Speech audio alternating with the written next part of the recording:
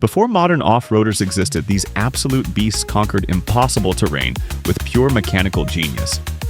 What you're about to witness will blow your mind. Vintage American muscle meets German engineering precision in the most insane off-road battles ever captured. Just wait, because number 3 will leave you speechless. Nicknamed Hibboy for its visibly lifted stance from the factory, the Ford F-250 Hibboy came with a divorced transfer case and leaf springs front and rear, giving it a towering ride height perfect for deep ruts and rocky trails. Early models packed the bulletproof 300 inline 6, but Ford also offered powerful V8s that gave the Hibboy serious pulling muscle. It came exclusively with four-wheel drive, a manual transmission, and solid axles, making it a favorite among off-roaders, ranchers, and anyone who needed to bash through the backcountry. That signature stance wasn't just for looks, it meant real ground clearance.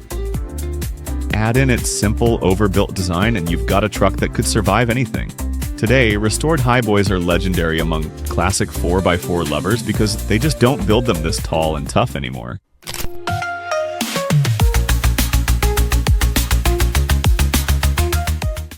Before Jeep became a household name, the Banttom BRC40 laid the groundwork. This scrappy little 4x4 was America's first real attempt at a lightweight military reconnaissance vehicle.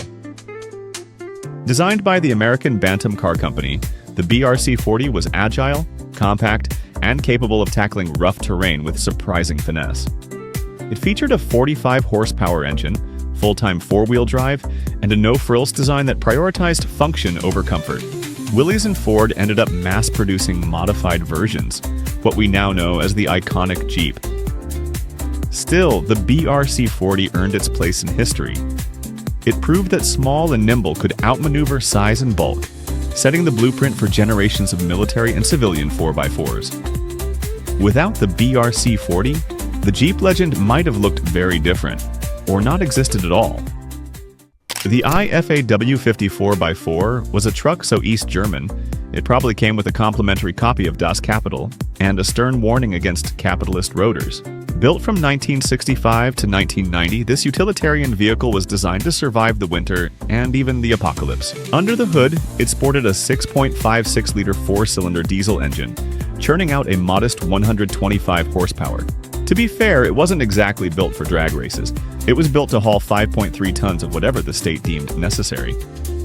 Off-road, the W50 was surprisingly adept. Its 4x4 configuration, combined with a lockable differential and robust suspension, allowed it to tackle rough terrains with relative ease. It even managed to climb the spectator stands at Budapest's Népstadion during a test. Today, the W50 is a cult classic among vintage truck enthusiasts and those who appreciate vehicles that double as Cold War memorabilia.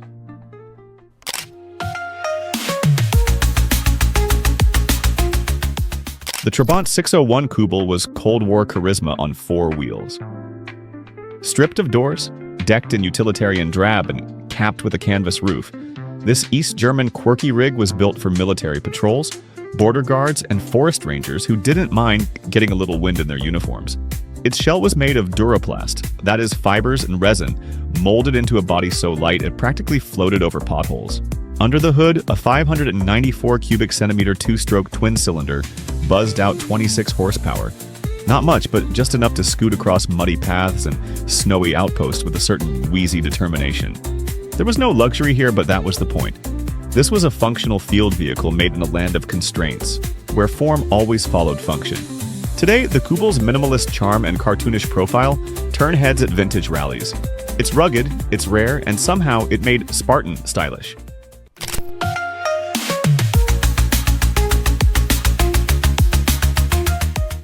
The International Harvester Scout is an off-road underdog with serious charm. Built from 1961 to 1980 by a company better known for tractors than trucks, the Scout was designed to replace the horse. Rugged, simple, and surprisingly versatile.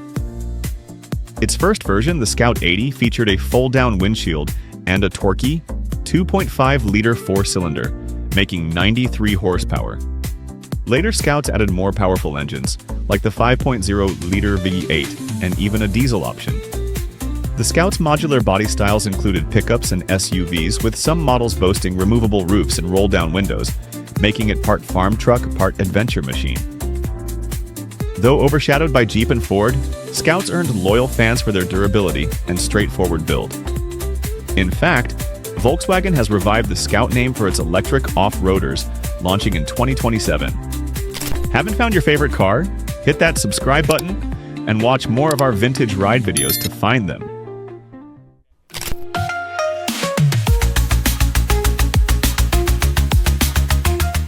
Born from military DNA, the CJ5 kept that classic go-anywhere attitude but offered just enough comfort to make it usable day-to-day. Its short wheelbase and tight turning radius made it a natural in tight woods, rocky trails, and muddy fields. With Dana axles front and rear, solid leaf springs, and a tough-as-nails frame, this thing was built to take a beating. Most 1967 models ran the dauntless 225 cubic inch V6, a Buick-sourced engine that gave the lightweight CJ5 a surprising punch of power and torque. Paired with a 3-speed manual and a Dana 18 transfer case, it offered serious low-range crawling. Whether bouncing through backcountry or pulling fence posts on a ranch, the CJ5 didn't flinch. It was bare-bones, loud, and unforgiving. Exactly what off-road purists still love about it today. At first glance, the Volkswagen ILS looks like something left behind by a retreating army. Boxy, bare bones, and just a bit confused about whether it's a car or a crate on wheels. But underneath that lack of aesthetics is a brilliant piece of mechanical thinking. Designed in the late 70s for the West German military, the ILS was handed off to Volkswagen after Audi did the early legwork. Ironically, it's that early Audi tinkering that gave birth to a clever all-wheel drive system, one that would eventually evolve into Audi's now famous Quattro. The ILS came with a 1.7-liter 4-cylinder engine, full-time 4WD with locking differentials, and a gearbox that included a crawler gear for climbing things cars had no business climbing. It wasn't fast, but it didn't fail to get the work done. To prove this, in 1980, this unassuming chunk of steel entered the Paris-Dakar Rally and casually took first place, beating flashier, faster, more expensive machines.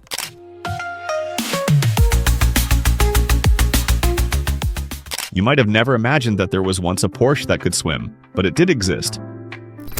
Meet the 1955 Type 597 Jagdwagen, the famous hunting car. Built when West Germany needed a light military vehicle, Porsche threw its name into the helmet. The result? A 4WD off-roader with a rear-mounted 1.5-liter flat-4 engine and enough ground clearance to scale a goat path blindfolded. The Jagdwagen wasn't just good at climbing, it could float. Early prototypes came with actual propellers and paddles. Yes, paddles. This thing was a part-time boat. Structurally, it rode on a stiff steel monocoque and used a fully independent torsion bar suspension. That gave it surprising agility off-road, especially for something that looked like a Beetle crossed with a metal lunchbox. Only 71 were built, likely because amphibious sportsmen are a niche market. Today, survivors are prized as rare oddities. Half war machine, half gentleman's toy. Craving more forgotten legends? Smash that like and subscribe button, and let's keep it moving.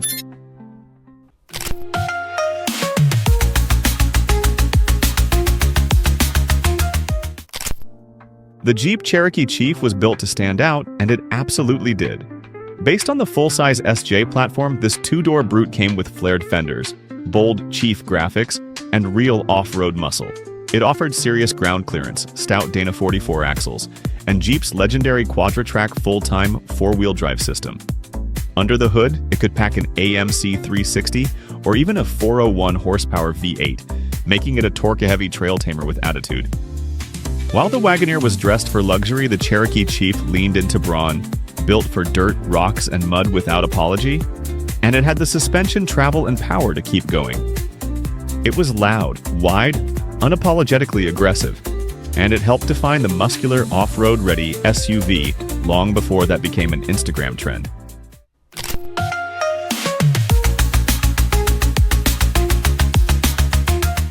Don't let the name fool you, the M422 Mighty Mite was less adorable and more aluminum adrenaline shot. Designed exclusively for the U.S. Marine Corps, this 1,700-pound featherweight 4x4 was built specifically to fit inside early helicopters like the Sikorsky H-19. To do that, it ditched steel for an all-aluminum body, rocked an air-cooled 1.08-liter 5.4, and rode on fully independent suspension. It had front and rear Posey traction diffs, could seat 6, and even swam, with an optional flotation kit. By the time it was ready, the Huey had swaggered in with more lift capacity and made the Mite look like a tech demo. Still, this quirky little brute is one of the lightest, weirdest, and rarest vintage American military off-roaders ever built. Step into the world of pre-war luxury and military muscle with the Mercedes-Benz G4 W31, produced between 1934 and 1939. This grand beast was no ordinary SUV. It was a 3-axle 6-wheel drive giant, built to impress and dominate. Under the hood, a robust 5.0 to 5.4-liter inline-6 engine pumped out around 100 horsepower, enough to haul dignitaries and military brass through rough terrain and state parades. The G4's off-road chops were impressive for its time. Its 3-driven axles and impressive ground clearance let it conquer dirt roads, hills, and mud with surprising ease. Mostly used by high-ranking officials in Nazi Germany, it was as much a symbol of power as a practical military vehicle. With only about 57 units ever made, each was hand-built and richly appointed inside. Leather seats, wood trim, and all the pomp you'd expect. Today, the G4 remains a rare icon of German engineering and history.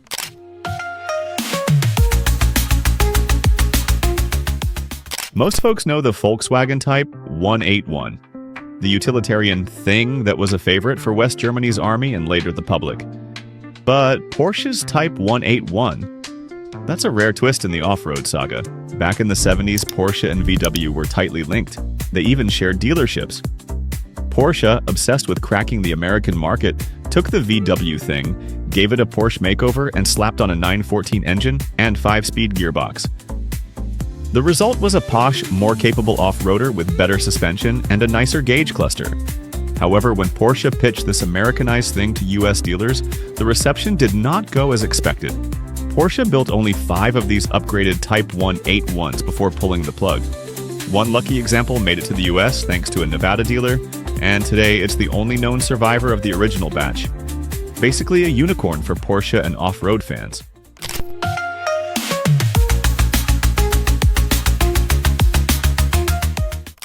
The Kaiser Jeep M715 rolled out in 1967 as a military twist on the civilian Jeep Gladiator, built mostly from off-the-shelf parts.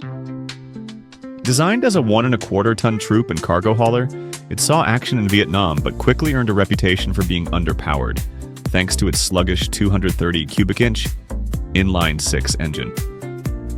But off-road, it had decent ground clearance and a rugged 4x4 setup, with leaf spring suspension offering a bouncy yet reliable ride over rough terrain. Handling was heavy and not exactly nimble, so it required some patience when crawling through mud or rocky trails. By the mid-70s, the M715 was replaced by tougher trucks like the Dodge M37. Today, they're hard to find.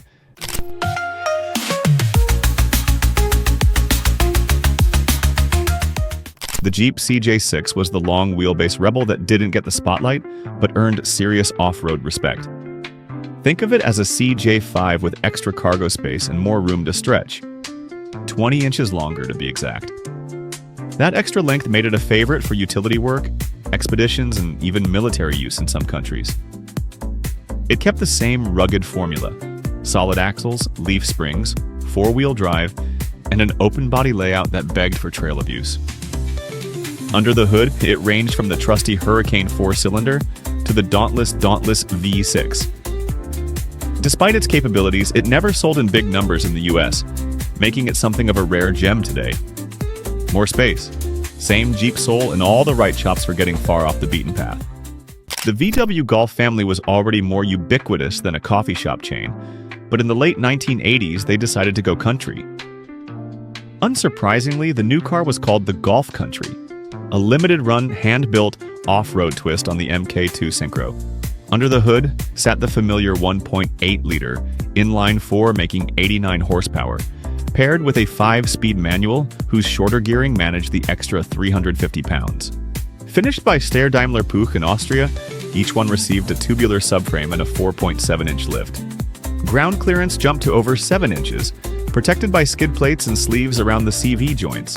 On dirt roads and rocky tracks, The Synchro's viscous coupling AWD sent torque rearward as needed, switching seamlessly from front-drive thrift to full-time four-wheel tenacity and off-road. It performed with the poise of a seasoned trail runner. Today, it remains one of the best VW collectibles.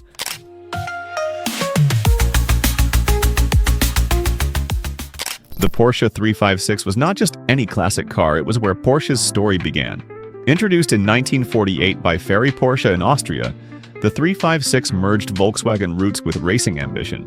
Its rear-mounted air-cooled four-cylinder, initially 1.1 liters with 40 horsepower, lived in a lightweight aluminum body that could have doubled as a paperweight, but performed excellently off-road.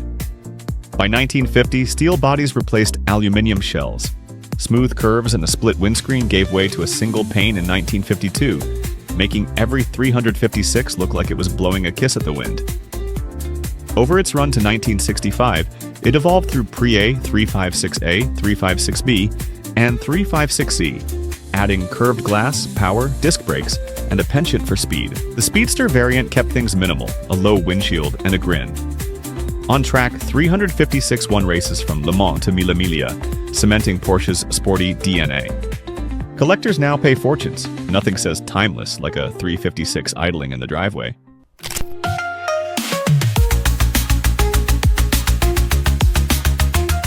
The Baja Bronco is a rare first-generation Ford Bronco, built between 1971 and 1975 to celebrate Bill Straub's victories in the brutal Baja 501,000 off-road races. Its standout poppy red and Wimbledon white two-tone paint with a metallic blue roof turns heads, while the satin black hood cuts glare during desert runs. Underneath, it packs serious off-road gear, heavy-duty suspension with an optional cutting-edge airbag setup, larger off-road tires, and rugged fender flares. Power steering and automatic transmission options came early here, ahead of Ford's official rollout. Inside, you'll find a rear bench seat, auxiliary fuel tank, extra cooling, and a reduced noise exhaust for long-distance comfort.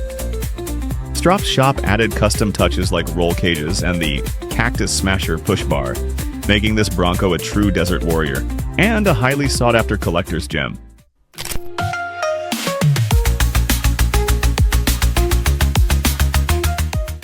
The Chevrolet Blazer Chalet wasn't just a quirky camper.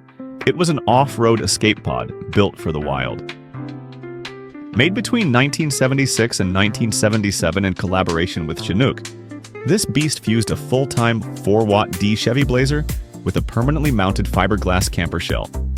With a steel-reinforced pop top, it slept up to 4, let you stand tall at 6 feet 5 inches, and kept essentials close: 2-burner stove, sink, dinette, and icebox.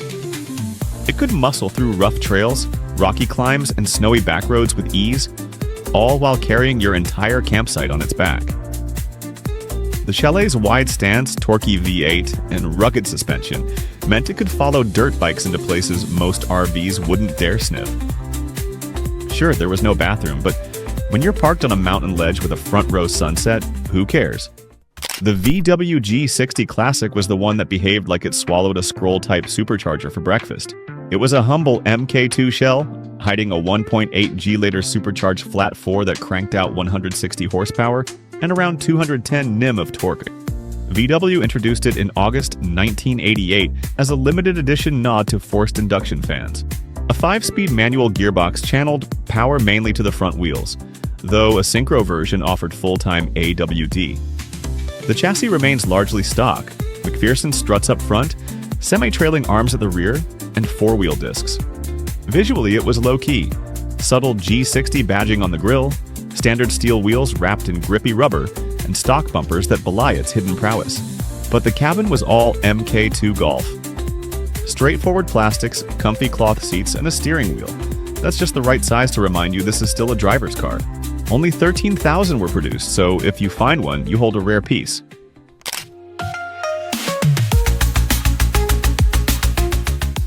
Now here's a machine that rewrote the rules before the world knew there were any. Meet the Tempo G1200. Built in pre-war Germany, this off-road renegade came with not one but 2 engines, each a 2-cylinder, 2-stroke ILO unit sitting on opposite ends of the frame. With a combined 38 horsepower and the ability to run front, rear, or both engines on demand, The G1200 could claw its way through mud, snow, or battlefield ruins without breaking a sweat. Its tubular backbone frame, independent suspension, and four-wheel steering gave it agility ahead of its time. Add a pendulum axle and all-wheel drive, and you had a vehicle that could dance through chaos. Only about 1,300 were ever made, mostly exported to neutral countries. It didn't win the Wehrmacht's heart, but it sure won a spot in history as one of the most eccentric and capable German 4x4s ever built.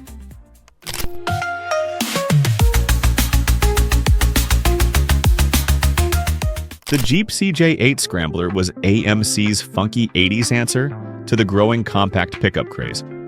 A CJ7 with an extended wheelbase and a bed to haul your gear or your surfboard.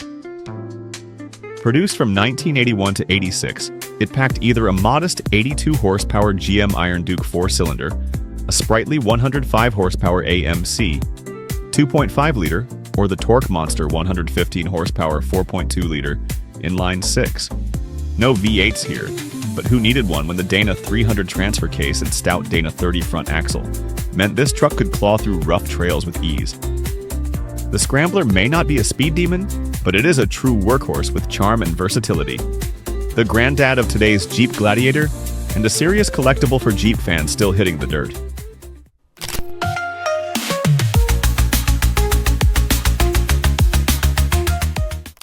The original Chevrolet S10, launched in 1982, was GM's first homegrown compact pickup, and it didn't arrive quietly. Built to be leaner and lighter than the big boys, the S10 brought real off-road muscle in a smaller package. Whether it was crawling through muddy logging trails or hustling up desert washes, this little brute proved it could take a beating. With optional four-wheel drive, a stout frame, and a lineup of Torquay engines, including a 4.3-liter 5.6 that gave it real grunt, the S10 wasn't afraid to get dirty. It came in multiple cabin bed sizes, too. Its compact size made it more agile than full-sized trucks, but still tough enough to haul gear into the wild. Basically, it was the underdog that punched way above its weight. The 1981 Mercedes-Benz G-Class W460 was the SUV equivalent of a tank in a tuxedo. Under the hood, you had choices ranging from the modest 240 GD diesel with a whopping 71 horsepower to the slightly more enthusiastic 280 GE petrol variant, pushing out 148 horsepower, which wasn't for speed but efficiency. Fuel economy? Let's just say it preferred a drink, averaging around 16.5 liters per 100 kilometers. In 1981, Mercedes decided to spoil its drivers with luxuries such as automatic transmissions, air conditioning, and power windows. Because who doesn't want to feel a breeze while crawling up a mountain? Despite its utilitarian roots, the G-Class found fans in high places. Literally. The Pope had one, dubbed the Pope-mobile, complete with a clear dome for waving at the masses. Today, the W460 is a classic, reminding us that sometimes function over form isn't such a bad thing.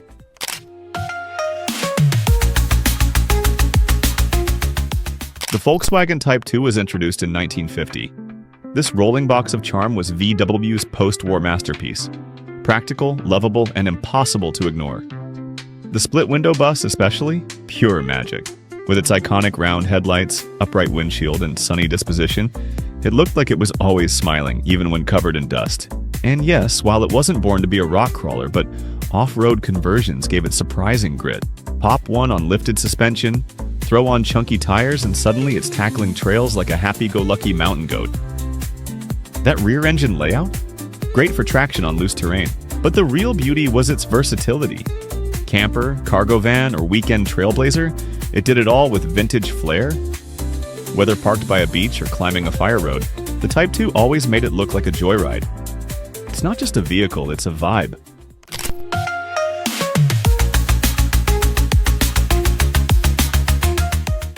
Long before the term luxury SUV meant marble-trimmed cup holders, the Jeep Wagon Ear was tearing up terrain in wood-paneled class. Launched in 1963, it wasn't just a pretty face, it had serious trail chops.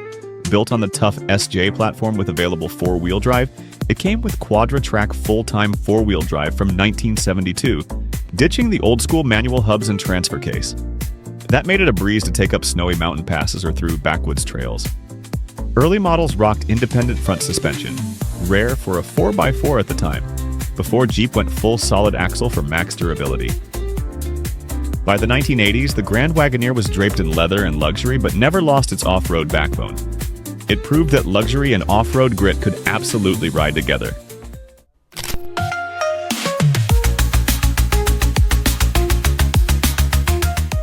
The Chevrolet LUV 4x4 was Chevy's first real stab at the compact off-road truck market, and it came ready to prove itself.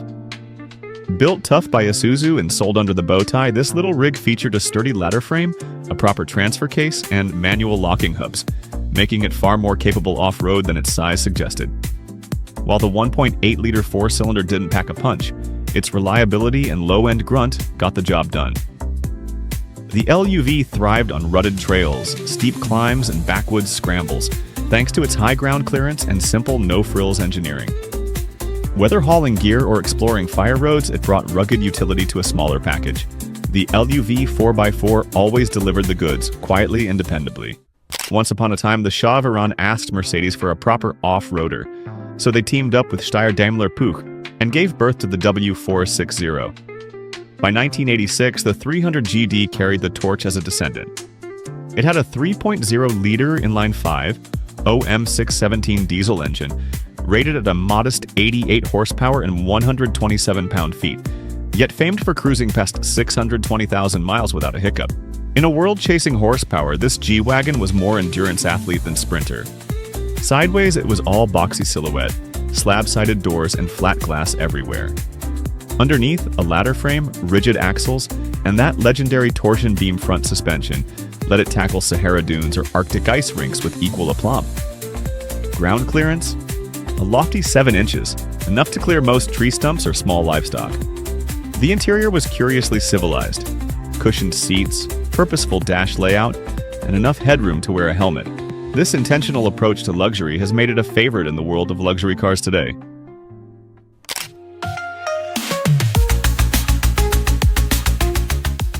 Magristos trucks weren't just heavy haulers, they were armored workhorses with an attitude. Born from a company that traced its roots to 1866, Ulm fire engine factories, Magristos perfected air-cooled diesels and rugged drivetrains.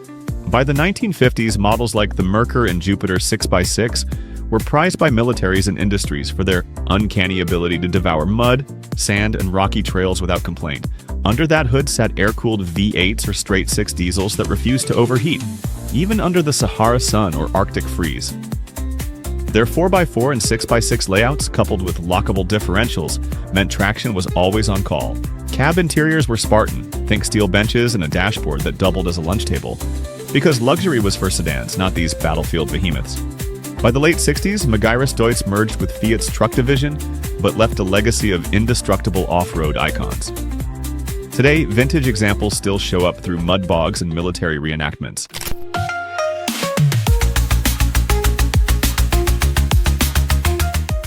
The Dodge M37 didn't care about comfort. It was all about getting the job done no matter how rough the terrain.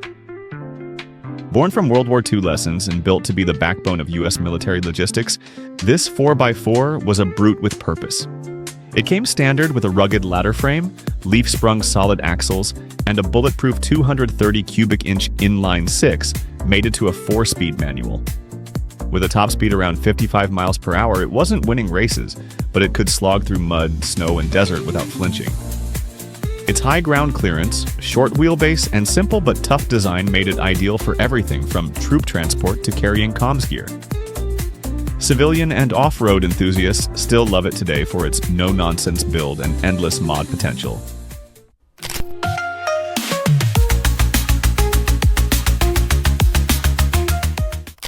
The 1948 Ford F1 kicked off Ford's legendary F-Series, and it did it with undeniable style and serious grit. Fresh off World War II, Ford wasn't just updating a truck. They were rethinking what a pickup could be. The F1 ditched pre-war carryover designs and introduced a dedicated truck chassis, wider cab, and bold new million-dollar cab design. It was tougher, roomier, and more comfortable than anything Ford had offered before. Under the hood, options range from a flathead 6 to the iconic flathead V8, delivering the torque to haul just about anything. Off-road, it wasn't a rock crawler, but on rugged work sites and dirt roads, the F1 was dependable and unfazed. Today, it's a real favorite among restorers and hot rodders. It didn't try to be loud, flashy, or intimidating, but the Borgward B2000AO didn't need to. In post-war Germany, this utility truck came wrapped in steel simplicity, with a face like a frown and the soul of a mountain goat. The 2.4-liter inline-six was never in a rush, pushing out just 82 horsepower, but off the road, that didn't matter. Ground clearance hit 260 millimeters, and it could wade through 750 millimeters of water without drama. Leaf springs, a rigid chassis, and selectable 4WD gave it sure-footed traction through mud, snow, and gravel, earning quiet respect from the Bundeswehr. It hauled troops, ammo, comms gear, whatever fit under its canvas roof. No synchro on the gearbox meant every gear change was deliberate, but reliability nearly unmatched. And unlike many rivals, it had an unshakable calmness in chaos. Today, it's not just remembered, it's admired, precisely because it never tried to impress. It just worked.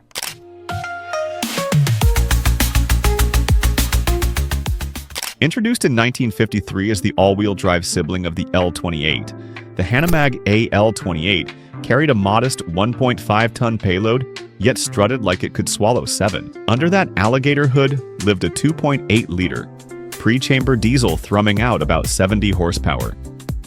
Not exactly rocket fuel numbers, but in a 4x4 truck, grunt matters more than gallop. The AL28 found itself steering through mud, snow, or dusty West German training grounds. Selectable front axle engagement meant you could switch from city to wilderness really fast. Top speed hovered around 72 kilometers per hour, which was plenty for outrunning boredom, if not rival trucks. Inside was sparse. Vinyl seats, a Spartan dash, because comfort took a backseat to dependability. Leaf springs and a rigid frame scoffed at rough terrain, and a 750mm fording depth let it wade through puddles that made lesser trucks hesitate. In short, the AL28 didn't flaunt, it functioned.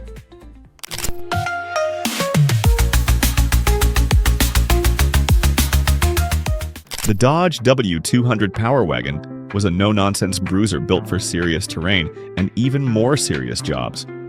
This 3/4-ton beast came with four-wheel drive, solid axles, and a leaf-sprung suspension that made it feel unshakable on harsh trails, logging roads, or military duty. It wasn't built for comfort, it was built to haul, climb, and survive. Power came from a range of tough engines, including the legendary 318 and 360 V8s, paired with manual transmissions that required real grit. The W200's high ground clearance and rugged underpinnings made it a favorite for the Forest Service, fire departments, and off-road addicts. This truck didn't just go off-road, it lived there. It's one of those vintage workhorses that proved Dodge could build a 4x4 that was as fearless as it was functional.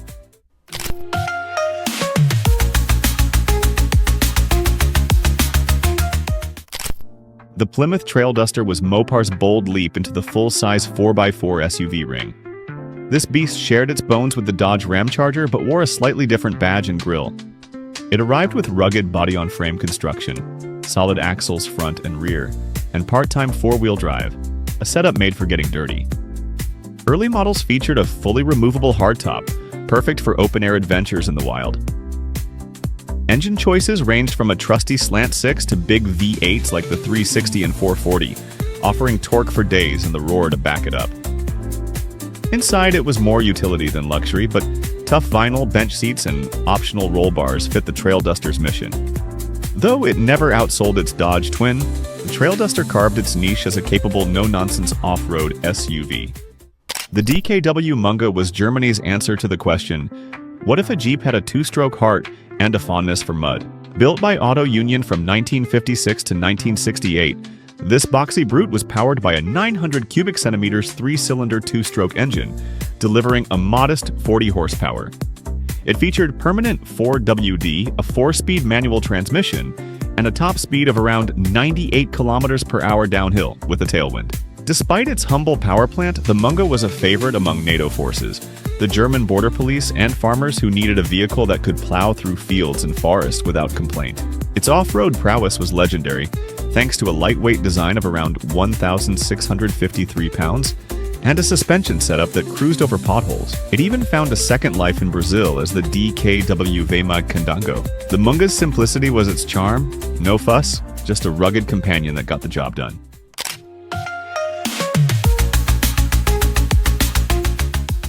The Volkswagen Type 181 was affectionately dubbed the Thing in the US because boxy German convertible didn't quite roll off the tongue. It started life as a military utility vehicle but soon became a civilian off-road favorite, charming folks from Mexico to Malibu. With its 1.6-liter air-cooled flat-4 engine churning out a whopping 46 horsepower, it wasn't exactly a speed demon, but it had character in spades. Off-road, the Thing held its own. Its lightweight design and simple mechanics made it surprisingly adept at navigating rough terrains, especially in lighter off-road conditions. The military versions even featured reduction boxes for better ground clearance. The Thing's design was delightfully utilitarian. Removable doors, a fold-flat windshield, and a convertible top that invited the elements in. It was as if Volkswagen challenged the notion of what a car should be, and in doing so, created something truly unique and classic.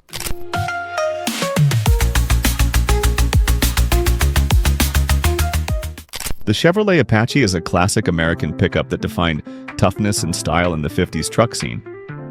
With its bold, muscular design featuring wraparound windshields and prominent chrome grills, the Apache stood out as a rugged workhorse with undeniable street appeal. Built on a sturdy body-on-frame chassis, it offered reliable straight-six and V8 engines that delivered solid power for hauling and towing. While its primary focus was utility, the Apache didn't skimp on comfort, offering options like upgraded interiors and power steering as the years went on. Its robust suspension and rear-wheel drive setup made it a capable performer both on and off the road. The Apache's blend of classic 50s charm and practical durability has earned it a special place in vintage truck culture, making it a favorite among collectors.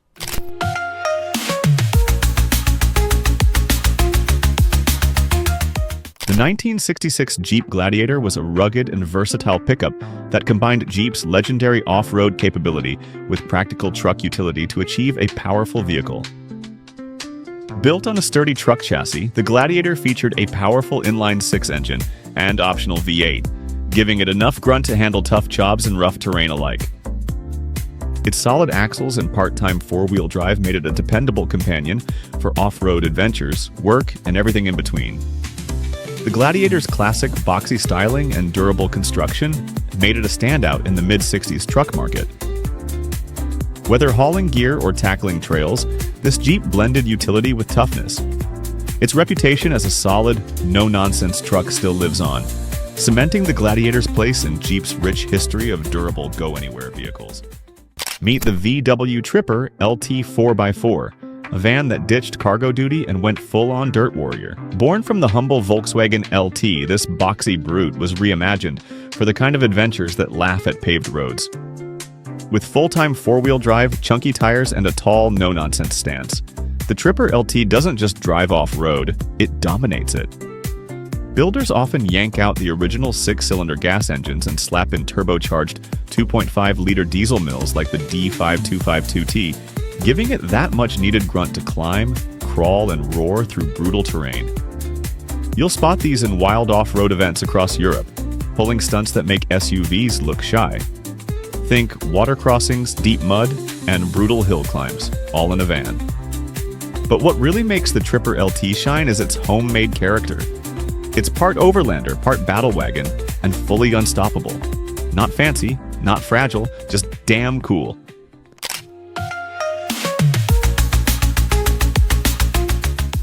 The World War II Swim Wagon. Type 166 went so far off the road that it drove on water. Designed by Porsche in 1942 and built by VW, this amphibious oddball could ditch mud for lake crossings. Its 1.1-liter flat-4 engine produced 25 horsepower, pushing it to 80 kilometers per hour on land and 10 kilometers per hour afloat. Engage four-wheel drive in first gear or reverse. The rest is two-wheel confession. The pressed steel hull was so watertight that steering on water meant turning the front wheels like rudders. A retractable propeller dropped at the rear, driven directly by the engine. This contraption served on muddy Eastern Front trails where standard vehicles sank without ceremony. Inside, you sat amid benches and bare metal, wearing waterproof gear or mud-stained boots. No creature comforts here. Between 1942 and 1944, over 15,000 were built, making it history's top-selling amphibious car. And today, surviving Swim Wagons are regarded as museum treasures. That's a wrap on the rarest vintage American off-roaders you didn't know existed. Which beast would you take for a spin? Drop your pick in the comments.